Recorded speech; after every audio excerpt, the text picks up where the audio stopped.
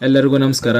ಕರ್ನಾಟಕ ಪರೀಕ್ಷಾ ಪ್ರಾಧಿಕಾರದ ಕಡೆಯಿಂದ ವಿವಿಧ ಇಲಾಖೆಗಳಲ್ಲಿ ಖಾಲಿರುವಂತ ವಿವಿಧ ನೇಮಕಾತಿಗಳಿಗೆ ಸಂಬಂಧಿಸಿದಂತೆ ಇದೀಗ ನೀವು ಸ್ಕ್ರೀನ್ ಮೇಲೆ ಕಾಣ್ತಾ ಇರೋ ಹಾಗೆ ಈ ಒಂದು 5 ನೇಮಕಾತಿಗಳಲ್ಲಿ ಖಾಲಿರುವಂತಹ ಹುದ್ದೆಗಳಿಗೆ ಅರ್ಜಿ ಸಲ್ಲಿಕೆ ಮಾಡಿರುವಂತಹ ಅಭ್ಯರ್ಥಿಗಳಿಗೆ ಕಡ್ಡಾಯ ಕನ್ನಡ ಪರೀಕ್ಷೆಯನ್ನು ನಡೆಸಲಿಕ್ಕೆ ಅಧಿಕೃತವಾಗಿ ವೇಳಾಪಟ್ಟಿಯನ್ನು ಬಿಡುಗಡೆ ಮಾಡಲಾಗಿರುವಂತದ್ದು.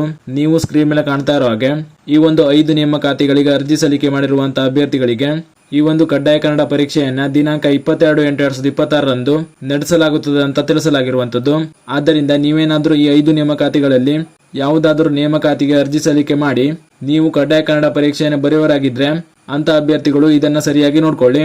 ಮುಖ್ಯವಾಗಿ ಈ ಒಂದು ಕಡ್ಡಾಯ ಕನ್ನಡ ಪರೀಕ್ಷೆಯನ್ನು ಯಾವೆಲ್ಲ ಅಭ್ಯರ್ಥಿಗಳು ಬರೀಬೇಕು ಅಂದ್ರೆ ಈ ನೋಟಿಸ್ ನಲ್ಲಿ ತಿಳಿಸಿರುವಂತೆ ಅಭ್ಯರ್ಥಿಯು ಕರ್ನಾಟಕ ಪ್ರೌಢ ಶಿಕ್ಷಣ ಮಂಡಳಿ ನಡೆಸುವಂತ SSLC ಪರೀಕ್ಷೆಯಲ್ಲಿ ಅಥವಾ ಕರ್ನಾಟಕ ರಾಜ್ಯವು ಅದಕ್ಕೆ ತತ್ಸಮಾನವೆಂದು ಘೋಷಿಸಿದ ಯಾವುದೇ ಪರೀಕ್ಷೆಯಲ್ಲಿ ಅಥವಾ SSLCಗಿಂತ ಉನ್ನತ ಮಟ್ಟದ ಪರೀಕ್ಷೆಗಳಲ್ಲಿ ಕನ್ನಡ ವಿಷಯವನ್ನ ಪ್ರಥಮ ಅಥವಾ ದ್ವಿತೀಯ ಭಾಷೆಯಾಗಿ ಅಭ್ಯಸಿಸಿದ್ದರೆ ಅಥವಾ ಕನ್ನಡ ಮಾಧ್ಯಮದಲ್ಲಿ ಅಧ್ಯಯನ ಮಾಡಿ ಇಂಥ ಪರೀಕ್ಷೆಗಳನ್ನ ಪಾಸು ಮಾಡಿದ್ದರೆ ಅಥವಾ ಆಯೋಗ ಅಥವಾ ಇನ್ನಿತರ ಯಾವುದೇ ಆಯ್ಕೆ ಪ್ರಾಧಿಕಾರವು ಈ ಹಿಂದೆ ನಡೆಸಿದ ಕನ್ನಡ ಭಾಷಾ ಪರೀಕ್ಷೆಯಲ್ಲಿ ಅಂದ್ರೆ ಕಡ್ಡಾಯ ಕನ್ನಡ ಪರೀಕ್ಷೆಯಲ್ಲಿ ಉತ್ತೀರ್ಣರಾಗಿದ್ದರೆ ಅಂತ ಅಭ್ಯರ್ಥಿಗಳಿಗೆ ಕನ್ನಡ ಭಾಷಾ ಪರೀಕ್ಷೆಯಿಂದ ವಿನಾಯಿತಿ ನೀಡಿ ಸದರಿ ಅಭ್ಯರ್ಥಿಗಳಿಗೆ ಹೊರತುಪಡಿಸಿ ಉಳಿದ ಅನ್ವಯವಾಗುವ ಅಭ್ಯರ್ಥಿಗಳಿಗೆ ಕನ್ನಡ ಭಾಷಾ ಪರೀಕ್ಷೆಯನ್ನ ನಡೆಸಬೇಕಾಗಿರುತ್ತದೆ ಅಂತ ತಿಳಿಸಿದ್ದಾರೆ.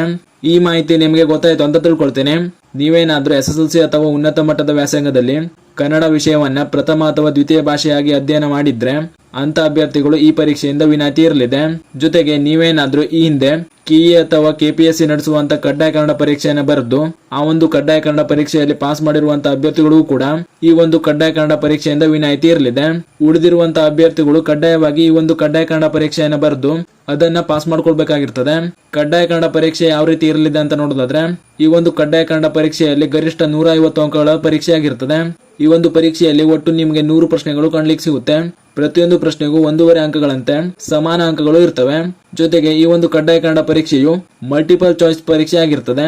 ಅದೇ ರೀತಿ ಕಡ್ಡಾಯ ಕನ್ನಡ ಪರೀಕ್ಷೆ ಬರುವಂತಹ ಅಭ್ಯರ್ಥಿಗಳಿಗೆ ಪ್ರಮುಖವಾಗಿ ಗೊತ್ತಿರಬೇಕಾಗಿರುವಂತಹ ವಿಷಯ ಏನು ಅಂದ್ರೆ ಕಡ್ಡಾಯ ಕನ್ನಡ ಪರೀಕ್ಷೆಯನ್ನು ಬರೆಯುವಂತಹ ಅಭ್ಯರ್ಥಿಗಳು ಈ ಒಂದು ಕಡ್ಡಾಯ ಕನ್ನಡ ಪರೀಕ್ಷೆಯಲ್ಲಿ ಗರಿಷ್ಠ 150 ಅಂಕಗಳಿಗೆ ಕನಿಷ್ಠ 50 ಅಂಕಗಳನ್ನ ಪಡೆದು ಈ ಒಂದು ಕಡ್ಡಾಯ ಕನ್ನಡ ಪರೀಕ್ಷೆಯನ್ನ ಪಾಸ್ ಮಾಡ್ಕೊಳ್ಬೇಕಾಗಿರ್ತದೆ. ಇದು ಮುಖ್ಯವಾಗಿ ಎಲ್ಲಾ ಅಭ್ಯರ್ಥಿಗಳಿಗೆ ಗೊತ್ತಿರಲಿ. ಯಾಕಂದ್ರೆ ನೀವೇನಾದ್ರೂ ಈ ಒಂದು ಕಡ್ಡಾಯ ಕನ್ನಡ ಪರೀಕ್ಷೆಯನ್ನ ಬರೆದು ಅದರಲ್ಲಿ 50ಕ್ಕಿಂತ ಕಡಿಮೆ ಅಂಕವನ್ನ ಪಡೆದಿದ್ರೆ ನೀವು ಮುಂದೆ ನಡೆಯುವಂತ ನೇಮಕಾತಿ ಪರೀಕ್ಷೆಯಲ್ಲಿ ಅರ್ಹರಾಗಿರುವುದಿಲ್ಲ. ಆದ್ದರಿಂದ ನೀವು ಕಡ್ಡಾಯವಾಗಿ 50 ಅಂಕಗಳನ್ನ ಪಡ್ಕೊಳ್ಬೇಕಾಗಿರ್ತದೆ. ಜೊತೆಗೆ ಈ ಒಂದು ಕಡ್ಡಾಯ ಕನ್ನಡ ಪರೀಕ್ಷೆಯಲ್ಲಿ ಪಡೆಯುವಂತಹ ಅಂಕಗಳನ್ನ ನಿಮ್ಮ ನೇಮಕಾತಿಗಳಿಗೆ ಯಾವುದೇ ರೀತಿ ಕನ್ಸಿಡರ್ ಮಾಡಲಾಗುವುದಿಲ್ಲ. ಇದು ಕೇವಲ ಅರ್ಹತೆಗಾಗಿ ಆಗಿರ್ತದೆ ಅಷ್ಟೇ. ಜೊತೆಗೆ ಈ ಒಂದು ಕಡ್ಡಾಯ ಕನ್ನಡ ಪರೀಕ್ಷೆಯಲ್ಲಿ ಯಾವುದೇ ರೀತಿಯ ನೆಗೆಟಿವ್ ಮಾರ್ಕಿಂಗ್ ಕೂಡ ಇರಲ್ಲ. ನೀವು ಎಲ್ಲಾ ಪ್ರಶ್ನೆಗಳನ್ನು ಕೂಡ ಅಟೆಂಡ್ ಮಾಡ್ಕೊಳ್ಬಹುದಾಗಿರ್ತದೆ. ಆದ್ದರಿಂದ ನೀವು ಸ್ಕ್ರೀನ್ ಮೇಲೆ ಕಾಣ್ತಾ ಇರೋ ಹಾಗೆ ಈ ಒಂದು 5 ನೇಮಕಾತಿಗಳಿಗೆ ಅರ್ಜಿ ಸಲ್ಲಿಕೆ ಮಾಡಿರುವಂತಹ ಅಭ್ಯರ್ಥಿಗಳು ಈ ಒಂದು ಕಡ್ಡಾಯ ಕನ್ನಡ ಪರೀಕ್ಷೆಯ ವೇಳಾಪಟ್ಟಿಯನ್ನು ಸರಿಯಾಗಿ ನೋಡ್ಕೊಳ್ಳಿ.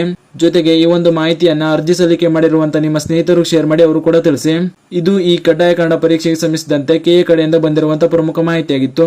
ಇದೇ ರೀತಿ ಮುಂಬರುವಂತಹ ಮಾಹಿತಿಗಳಿಗಾಗಿ ಚಾನಲ್ನ ಸಬ್ಸ್ಕ್ರೈಬ್ ಮಾಡಿ ಅಂತ ಹೇಳ್ತಾ ಈ ವಿಡಿಯೋನ ಇಲ್ಲಿಗೆ ಮುಗಿಸ್ತಾ ಇದ್ದೇನೆ. ಧನ್ಯವಾದಗಳು.